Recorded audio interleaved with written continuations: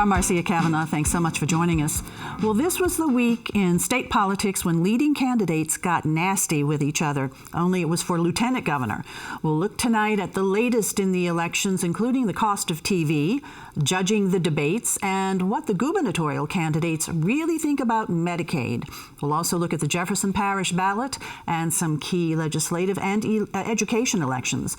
We'll also examine Mayor Landrieu's budget, which is not as gloomy as might be expected. In the number for us are tonight's Informed Sources. Errol Laborde, producer of Informed Sources. Jeremy Alford, publisher, LaPolitics.com. And we welcome Jessica Williams, who's now covering City Hall for the New Orleans Advocate. And Stephanie Grace, columnist, the New Orleans Advocate. We're going to go over to Jeremy first. Okay, we are really now into this governor's race. It's down to almost the end of the road here. And we're seeing more and more TV, and it can't be cheap. No, it's not cheap, and it is definitely not positive either. I'm almost scared to turn the TV on. But something interesting is happening at the end of this cycle in that between David Vitter and his allied super PAC, they're putting up close to $1 million a week over these last couple of weeks moving into next week. And then there's all these other super PACs that are buying in too that are paying roughly 30% more per point, gross rating point, than they normally would have to. And what has happened is it's created a market, almost a new market for this advertising. And so, I spoke to a House campaign in the Baton Rouge area that had to pay $12,000 more for their flight. And now this consultant's trying to explain to his candidate why they went over budget. I talked to a statewide media buyer who told me he's paying double in some markets right now. So I think right now we could be looking at some of the highest prices for media buys that we've seen in recent memory, even since last year, because the buys work differently in a federal cycle than they do in a state cycle. And it's due to the influx of super PACs, which we've talked about many times here on the show. And for political campaigns, isn't it all money up front? I mean, they're not going to give you credit for a political campaign. Right. It is. And TV stations right now are trying to make sure that they protect their annual clients, the grocery stores, the car dealerships, while at the same time, local folks are all trying to get on the air at the very last minute. And is this TV and radio as far as the cost going up, or is it mostly just television? It's just television, but the radio buys are starting to show up, especially on African American radio, and really the one super PAC that's dominating that is the pro John Bel Edwards super PAC, which I think for months we were all sitting around saying that John Bel Edwards did not have a super PAC, but it ended up he did. They got the first donation 5 months ago. It's being run by State Senator Ben Nevers. Kathleen Blanco is giving money. Mayor Landrieu is giving money. But more than anything else, the unions are dumping in hundreds of thousands of dollars. I mean, the electrical workers union, I think, put up another $100,000 in I think last week or week before. So all this money that's coming in, is it mostly out-of-state money, or are we seeing most of it generated within state? I think that if you look at the individual candidates' campaign finance reports, most of it is in-state. David Vitter, for instance, I think about 97% of his donors are in-state. But the super PACs, that's where the money's coming from out of state. The pro Scott Angel super PAC had more than $1 million from an oil man from Texas. John Bel Edwards is getting hundreds of thousands of dollars from unions, mostly based in D.C. And that's where the outside money is starting to come into play. And roughly 40% of all the money raised for governor has been raised by super PACs. So is this heading to be the most expensive race for governor ever in the state's history? That's what it's looking like? I think we're definitely on that mark already between what the super PACs have raised and what the individual campaigns have raised. As of the 30-day prior reporting period, dating back to January 1st of last year, there's about $25 million has been raised so far between the super PACs and the candidates. Wow. Just for governor. Just for governor. Just for governor. And so with all of these spots, of course, they're controlling their message. Either they're bashing another candidate or they're, talking glowingly about themselves. There's another way to find out where the candidates stand, and that is the debates. And we had 2 of them televised this week, one with 4 candidates, one with just 3. Jeremy, you attended the one last night. You were both there. No, you were not at that one, but Jeremy was actually there physically. On TV because they sounded because it was televised, and this one was with all 4 candidates. So tell us your experience. Let's be specific. We had one debate with 3 candidates, and then we had a forum with 4. Okay. But this debate was in Ruston. It was the most unique experience I've ever had covering a gubernatorial debate. I was met by campus police as soon as I showed up. I went through 3 different checkpoints to get to the media room, and the media were secluded in the screening room that the football team uses to go over films. We were not allowed into the auditorium. They definitely had space for the media, but we weren't allowed. We had to watch it on a large screen, and even the TV stations that showed up to film the debate, to cover it, were actually having to film the screen on the wall rather than the actual candidates. And there were some technical problems. There were about 3.5 minutes or so in the middle of the debate that went black, and then it came back, and there was no sound. So that's I was thinking to myself, well, that's why we need to be in the room to hear this. So there's 3.5 minutes of debate that no one knows what happened. It's like the Nixon tapes, we don't know what's on there. But of course, the night before there was a debate, LPB carried it statewide, and you were actually on that panel, and that was a pretty substantive debate. Well, it's public television, so we're able to kind of drill down and ask some questions. We like to think so. Right, and my uncle called me right when I got off, and he's like, I didn't understand any of the questions or any of the answers, and I was like, yeah, there were 3 budget questions he started off with. Right, and we were able to drill down and have follow-ups, and Jay Darden, Scott Angel, and John Bell Elders all agreed to come to this unscripted debate where they could have asked each other questions, where we had follow-ups unlimited. And so one of the real weaknesses, and I actually saw more of it because I watched from my couch on WDSU, so the sound only went out briefly, unlike last night. There were no follow-up questions in the debate last night, so candidates would start to go into their talking points, or they would be very vague, or they would, the questions were a little more vague. There was a question on minimum wage, but it didn't specify national minimum wage or state minimum wage, and that's an important difference. And there was nobody who could come back and say, what do you mean by that? Can you give me an example? Which was a big difference from the debate. Jeremy, I will say the one that David Vitter participated in Thursday evening in Ruston, I think a lot of the press showed up to speak to David Vitter. We knew this was going to be the last debate, and so at the end, at the end, they did bring the candidates in alphabetical order. They told us they're coming in alphabetical order. So we got A, Angel, we got D, Darden, E, Edwards, and then we were informed that David Vitter was not going to come to address the press room. He later told the Times-Picayune that he was hungry and wanted to go watch the Saints game. So we never got to ask any questions. Now, Angel, Darden, and Edwards all came in the room, claimed that Vitter had orchestrated this entire event, blamed it all on him. Really, that became the narrative of this debate. He's not appearing in the other debates that are scheduled. No, there's 2 more next week, and he's out. Okay. And that's really how this is really shaping up as 3 against 1. Personally, I mean, you're really seeing that as you go from event to event. Well, I think one of the untold stories here is that we've seen the 3 Musketeers, right? Well, I think we're starting to see some tension with Jay Darden and Scott Angel over several issues. They're going at each other over this Exemption Review Commission, and I spoke with him after the debate and asked Scott Angel what his reaction was, and he said, well, he called my idea impractical. He goes, well, Jay Darden's impractical. He's part of the problem. Right. Jay Darden reacted to him, and they went back and forth. And they're fighting for the same voters, really. That's they what's are, going on and here. if one or the other were out, they'd be pushed in. So I think it's wearing thin. Yeah. Okay, I want you guys to talk. It's an important issue about Medicaid expansion and where they're standing, what they're telling us about it. Jeremy had a good question about this at the debate, and I wrote a column recently. This is, the piece of the Affordable Care Act that was meant to be mandatory, but the Supreme Court declared it optional.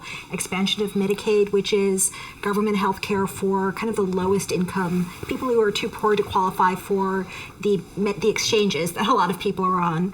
And when the Supreme Court acted, a lot of Republican governors said, we're not going to do it, including Bobby Jindal.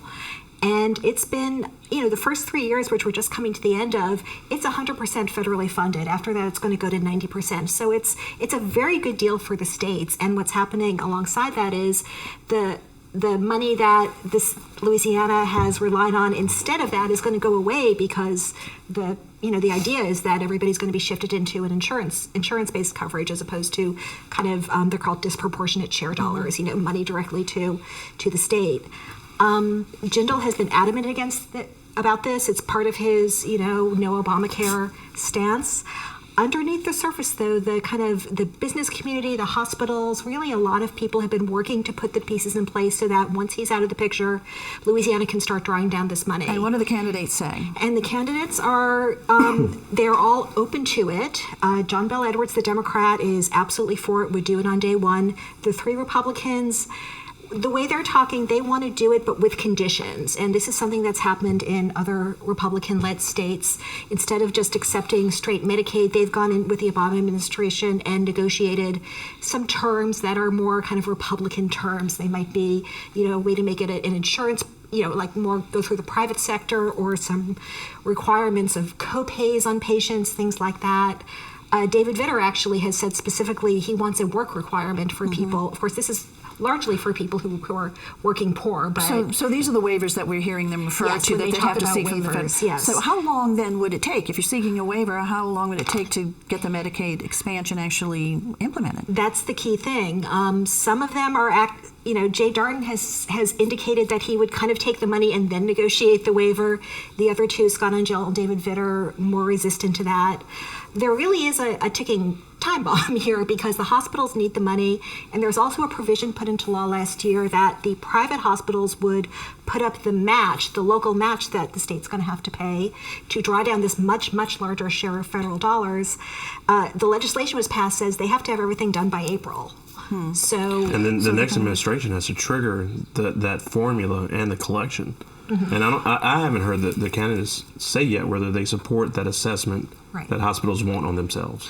Right. So this is a lot of work before whomever is going to be our next governor. Special sessions, budget considerations, Medicaid but a key expansion. thing here is that some of the big business and kind of centrist good government groups have come out very strongly for doing this. Okay. And so there's a lot of pressure on them. All right. We have to move now from state issues over to city issues. And welcome, Jessica, to the table here. And you're now covering City Hall, and the mayor, Mayor Mitch Landrieu of New Orleans, revealed his proposal for the city's 2016 budget. And how much money is he looking at? It's about $600 million, roughly, about $593. For the operating budget? For the operating budget for the 2016 year, yes. Now, the revenues are supposedly going to be up, so that's kind of good news for the city. It is good news. I mean, we saw a boost in sales tax revenue in 2015, and moving into 2016, officials expect the same sort of boost. We saw property values go up. And all in all, that's good news for the city. However, the city right now is also dealing with some long-term debt that it's facing, firefighters' pension payments. It's dealing with the costly Orleans Parish Sheriff's Office consent decree. And it's basically trying to have to, deal with those realities while at the same time delivering to residents what we've been demanding, which is, safer streets, more police, fix my pothole. Right. So that's what he's been dealing with this week, and that's what he announced.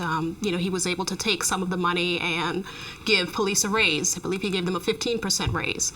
He was able to hire more police officers. He was able to hire more firefighters. So there have been some things that the residents have been asking for that he was able to do. However, he is limited by these liabilities that the city has to deal with. And so now what's the next step? Of course, the council is going to have to consider all of this, and they need to reach a decision and pass this budget by... They have to pass this budget by December 1st, and it's always important to note that the mayor is not the final word. The council usually doesn't tweak it so much, but the departments do have the opportunity to go before the council and plead their case for usually why they need more money to do their day-to-day operations, and that's going to happen over the next 3 weeks. The fact that there seems to be gravitation towards a settlement with the firemen is huge, because there are a lot of things that have really just been put on hold, that in the back rooms people have wanted to do, and the feeling is that we can't do this until we settle with the firemen. And so that could really be a liberating moment once that's resolved. Yeah, and that's been in negotiations for months now, and the firefighters have always demanded more. Mayor Mitch Landrieu has demanded less, and they've kind of been unable to come to a middle ground until today, which we've just learned that they've reached a settlement agreement after all this negotiation, after Mayor Mitch Landrieu being put under house arrest.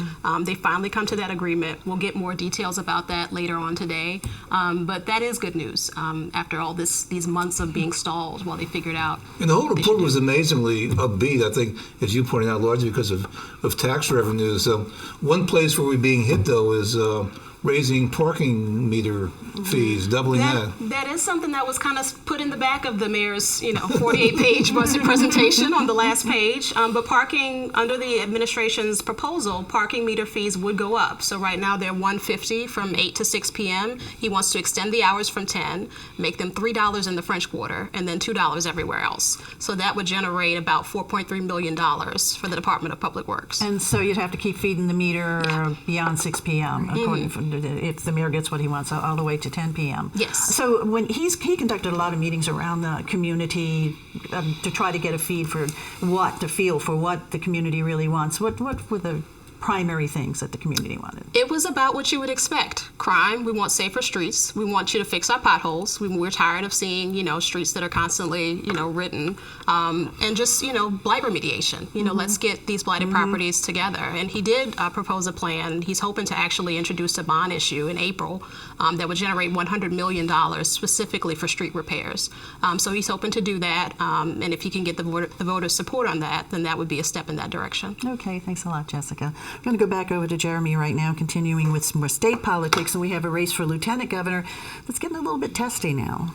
Yeah, politics is a brutal business, and when you look at folks who are in the ring, in the mud, even outside of election season, you don't usually see the lieutenant governor. That's a very fluffy job. You go cut ribbons, and you travel to New York, let people pet alligators, and you go to museum openings, but that's why it's so surprising to see this race going so negative so quickly. I think we're all expecting one to hit the other, but almost at the same time this week, we saw Billy Nungesser and John Young put up ads accusing each other of these sexual harassment claims, very different claims. And it made me wonder if this race isn't tightening up a little bit between those two, because we're looking at one of these classic Louisiana runoffs of different ideologies, and it looks like Kip Holton, the mayor of Baton Rouge, the lone Democrat, is going to be in that runoff. And the question is, of course, again, which lucky Republican is going to be there with him. But then again, we saw a lawsuit filed on Wednesday afternoon from Plaquemines Parish government against Billy Nungesser. The Nungesser campaign is saying it's purely political, that is baloney, pay no mind. So the rhetoric is definitely ratcheting up in this race. And this sometimes happens when you don't, in a situation where you don't have real issues separating the candidates. And again, Lieutenant Governor, like you said, what are the issues? The issues is, the real reason someone runs for Lieutenant Governor is because they want to be governor one day. Yeah. But the fact is that except for Kathleen Blanco, it has never in modern times been a stepping stone for governor. Although it was for Mitch Landrieu probably to get back to. But he wasn't elected governor. Mayor, So it has never been a stepping stone for governor. It hasn't. In the early days, some people succeeded because of the vacancy, but in terms of someone going on their own and being elected, it's never happened. Because when they do run, then their opposition says, "Well, they're part of the old guard." Right. It's not a great position to run for governor. There's no fundraising base. There's no influence. You're not involved in the big debates of the day. Kathleen Blanco, I should say, really did build a statewide network through this tourism outreach, and it did help her. And she's already been public service commissioner. That's what I say. Right, but this was the statewide. Yeah. I mean, she had a big New Orleans base because with the tourism industry, even though she's not from here, that helped her. So John Young, president of Jefferson Parish, Billy Nungesser, former president of Plaquemines Parish, and then Kip Holton, Baton Rouge mayor.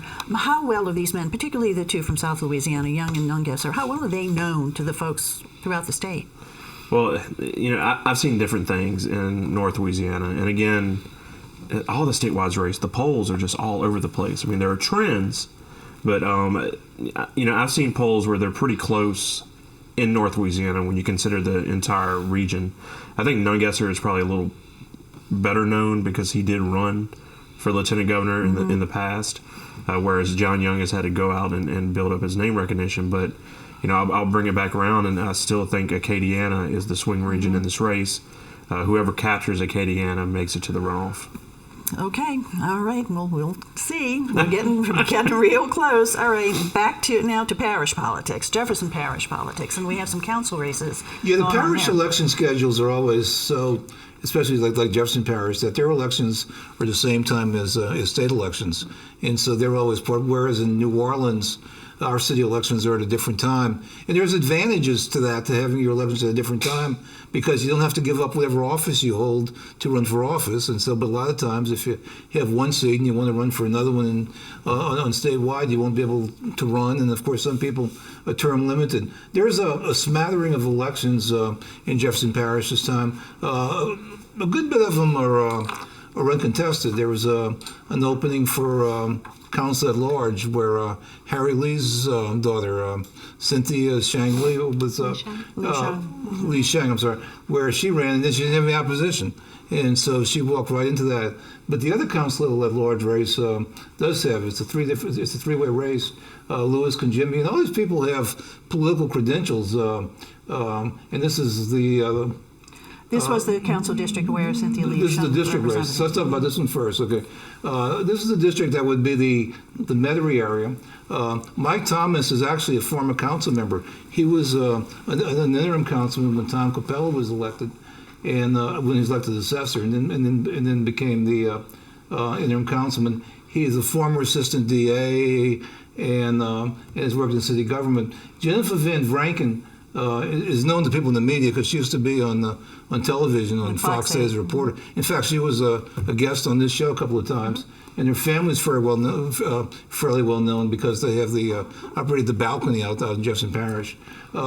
Thomas has scored some impressive endorsements. He has Newell Norman endorsing him, and he has Tom Capella. And so in terms of some of the political names behind him, Thomas has a good campaign. Jennifer Van Vranken has had a really impressive sign campaign, that she was really out there with signs early. And so she's all over Jefferson Parish. And we had the chance to talk with Jennifer last week at the American Italian Cultural Centers of A Taste of Italy. Jennifer did say that she was going to start doing television, but the question is there room to buy, place on television? Oh, yeah, you have to pay for it. She has an attack ad against her opponent. I saw it the other day. So she has started the TV, but it seems like TV buys are pretty loaded up right now from what you were just talking about with what's being spent by super PACs. I know during the debate last night, it was commercial after commercial after commercial leading into the debate. I mean, I don't think I barely saw any non-political commercials. There were a lot during the Saints game, too. Yeah. And late night TV, yeah. Right, okay, well, you touched on, though, Errol, before we move away from Jefferson Parish, about the council at large race, and you really weren't able to talk about it too much. We did see it up on the screen, and that was Louis Conjemi and Chris Roberts, who is the incumbent. Right, and there's been it's been kind of a bitter campaign between the two, but they're all here. You go, Chris Roberts and Jimmy Lawson. Jimmy Lawson. I was talking to one Jefferson Parish guy. Who remember, he was like a name from the past. He used to be involved in campaigns, and so all these people have credentials in this. Jimmy, a former mayor of Kenner. We've got two former mayors of Kenners, or a mayor of Kenner, and a former mayor of Kenner who's running, and a former council member. So I think it's a wide open race right now. And of course, there's the president's race too, and we had discussed that last week. Right. Okay. All right, Errol. Thanks a lot. Okay, one more race that we'll talk about now, and this is for the Bessie Board of Elementary and Secondary Education. Right. And unlike this lieutenant governor's race we were talking about, this one really has some issues to it and real sides. It's a statewide. There are 8 seats statewide up. 3 are appointed by the governor. This is the state board that sets education policy, hires the superintendent, will determine the future of Common Core. So big policy stuff. And we can see in District 1. There are 2 big races here in this area. Bessie District 1, Jim Garvey is the incumbent. In District 2, I think you're going to put up Kara Orange-Jones as the incumbent. It's interesting because one's a Republican, one's a Democrat, and yet they're kind of in the same faction here. And that's one interesting piece about kind of education reform politics is it crosses party lines in a lot of ways. You have a slate that is very, very well funded that includes both of these incumbents, both from their campaigns, a lot of business money, and also some super PACs. There's one super PAC led by Lane Grigsby, who's a very prominent Baton Rouge businessman who there's an $800,000 contribution from Michael Bloomberg, the former mayor of New York. So these are national issues, really, not even just state issues. When Kara Orange-Jones was elected last time, remember that election was really a referendum. I mean, that got nationwide money. It did. And it was a referendum on charter schools. Right. It was really just a very And the important interesting election. thing, it was very much Bobby Jindal and his forces pushing that because he was leading up to this big education reform package he was about to push.